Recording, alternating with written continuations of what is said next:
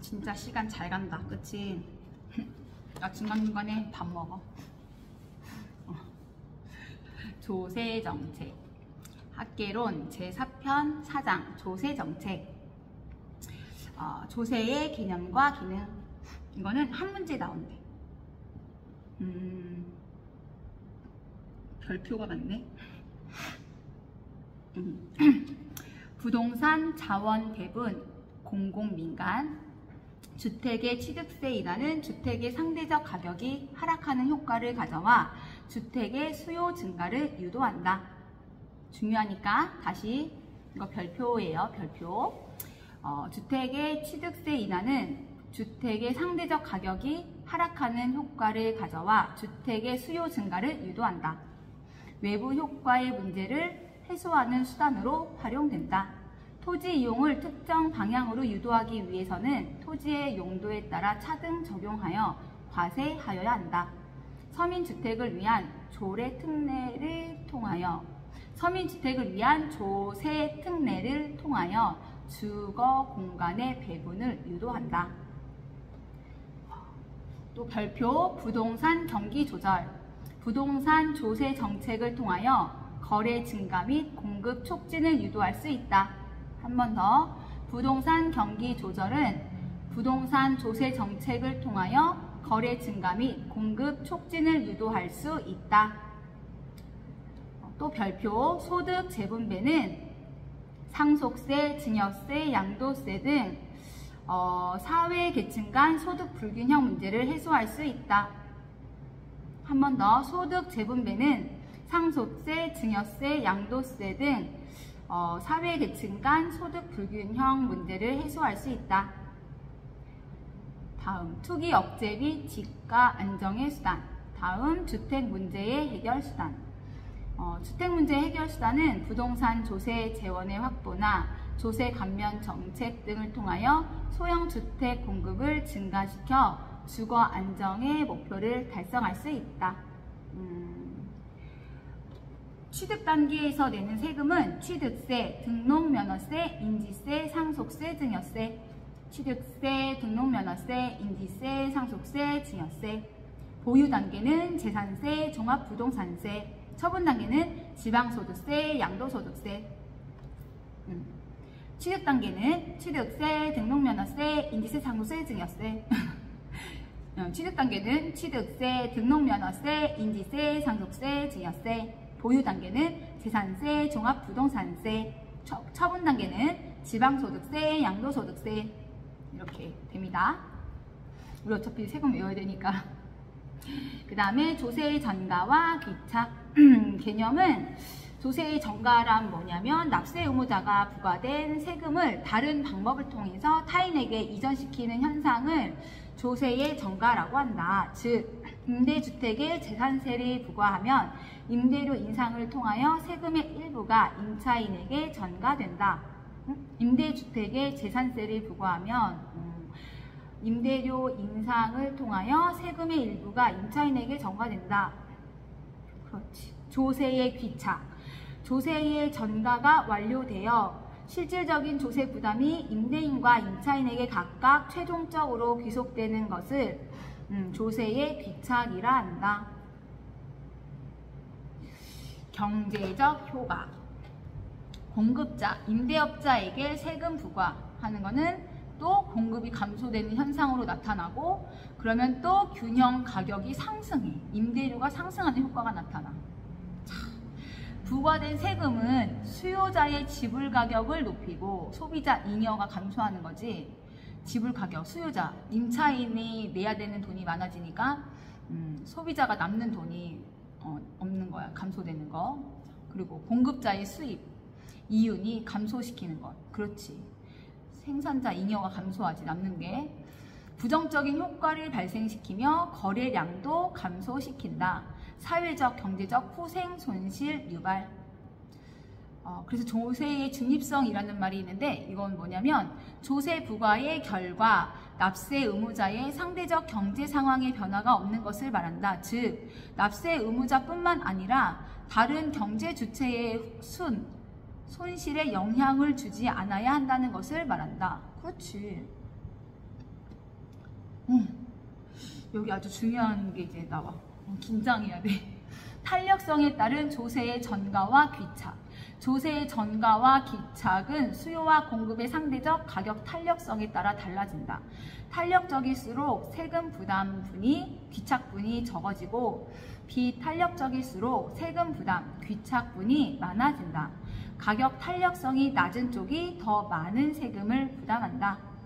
다시 비탄력적일수록 세금 부담분이 많아지고 가격 탄력성이 낮은 쪽이 더 많은 세금을 부담한다.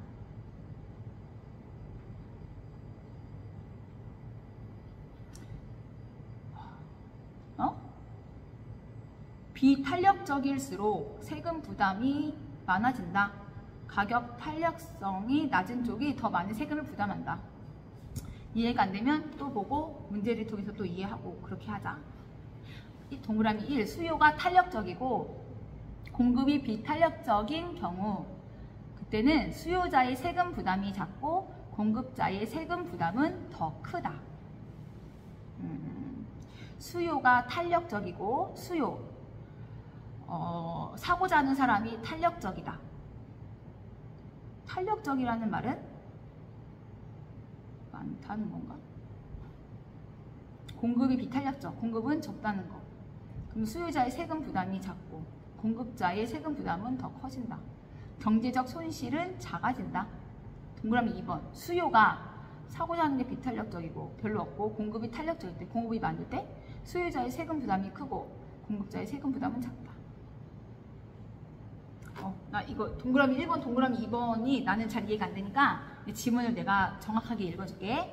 동그라미 1. 수요가 탄력적이고 공급이 비탄력적인 경우 수요자의 세금 부담이 작고 공급자의 세금 부담은 더 크다. 동그라미 2.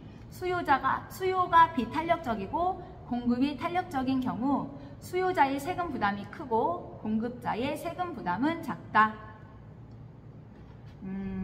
탄력성과 기울기에 따른 조세 부담의 효과. 조세 부담이 작다라는 뜻은 대체재가 많아서 선택의 폭이 넓을수록 조세 부담이 작다라고 표현하고, 가격 탄력성이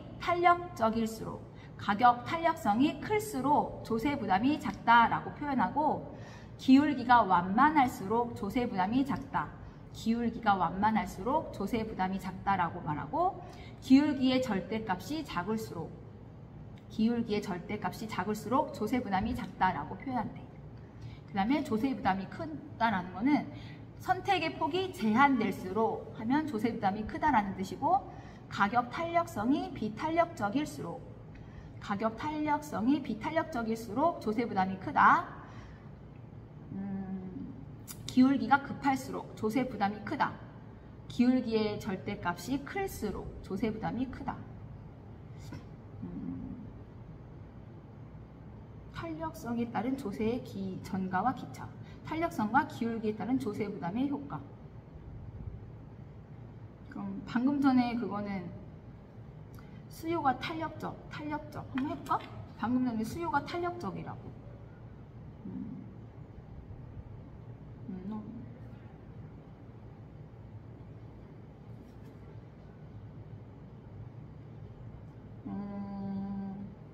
더 봐야 되겠다.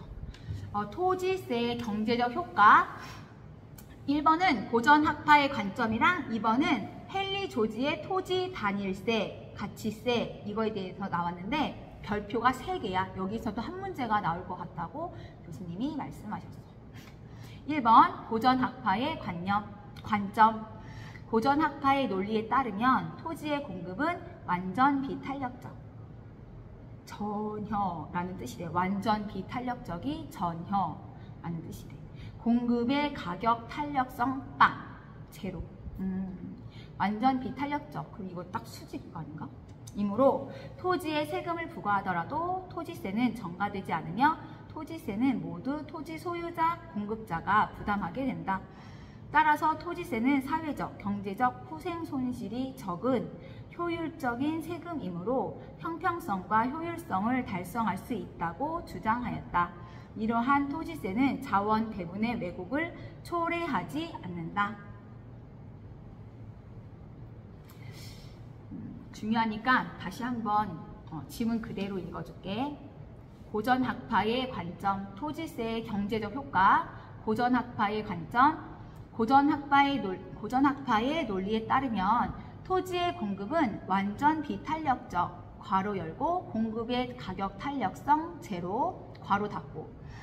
완전 비탄력적이므로 토지에 세금을 부과하더라도 토지세는 전가되지 않으며 토지세는 모두 토지 소유자, 괄호 열고, 공급자, 괄호 닫고. 토지세는 모두 토지 소유자가 부담하게 된다. 따라서 토지세는 사회적, 경제적 후생 손실이 적은 효율적인 세금이므로 형평성과 효율성을 달성할 수 있다고 주장하였다.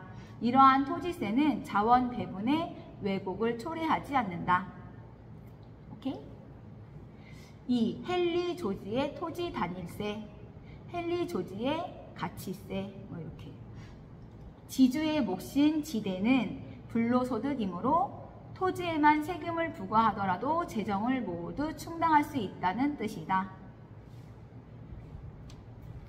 헨리 조지의 토지 단일세, 가치세. 지주의 몫인 지대는 불로소득이므로 토지에만 세금을 부과하더라도 재정을 모두 충당할 수 있다는 것이다.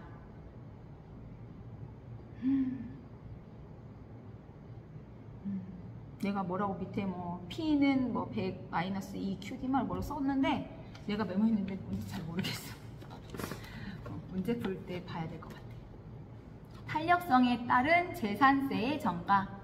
1, 2. 1번은 임대차 시장, 2번은 매매 시장. 1번 임대차 시장. 임대인에게 전가되는 세금을 줄이기 위해서는 공공임대주택 공급의 확대를 통해서 수요의 탄력성을 높이는 정책이 필요하다. 임대차 시장.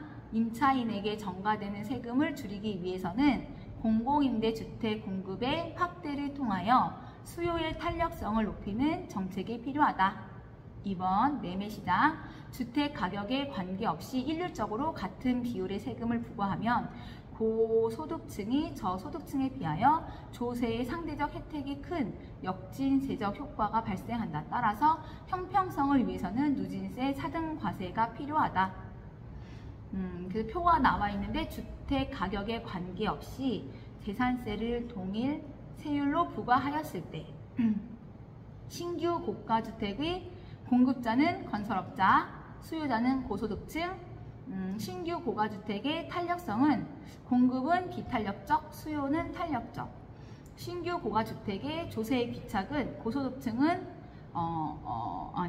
신규 고가주택의 조세의 귀착은 고소득층에게 더 적게 귀착되고 건설업자에게 더 많이 귀착되는 거야. 그러면 이제 기존 저가주택 한번 보고. 기존 저가주택은 공급자는 임대업자, 고소득층이 되고 기존 저가주택의 수요자는 임차인, 저소득층이 되고 기존 저가주택의 탄력성은 공급은 탄력적, 수요는 비탄력적. 기존 저가주택의 조세의 귀착은 임대업자, 고소득층에게 더 적게 귀착되고 임차인, 저소득층에게 더 많이 귀착된대. 신규 주택, 고가주택은 조세의 귀착이 건설업자에게 더 많이 귀착되는 거고 기존이나 저가주택, 기존에 있는 저가주택들은 조세의 귀착이 임차인에게 더 많이 귀착되고. 제 4편 4장 마지막 양도소득세의 경제적 효과. 동그라미 1번, 2번 있는데 주택 공급의 동결 효과, 양도소득세의 경제적 효과. 동그라미 1, 주택 공급의 동결 효과. 부동산 투기 억제를 위하여 양도소득세를 중과할 경우 이의 부작용으로 주택 공급의 동결 효과가 나타나는데 소유자가 양도소득세를 납부하지 않기 위하여 부동산 처분을 기피함으로써 공급, 매물이 감소하는 현상을 말한다. 부동산의 보유기간이 늘어나는 현상이 발생할 수 있다. 주택 공급의 동결 효과. 동그라미 2. 양도세 중과로 주택 공급의 동결 효과가 발생하면 오히려 주택 가격이 상승할 수 있고 거래량 또한 감소할 수 있다.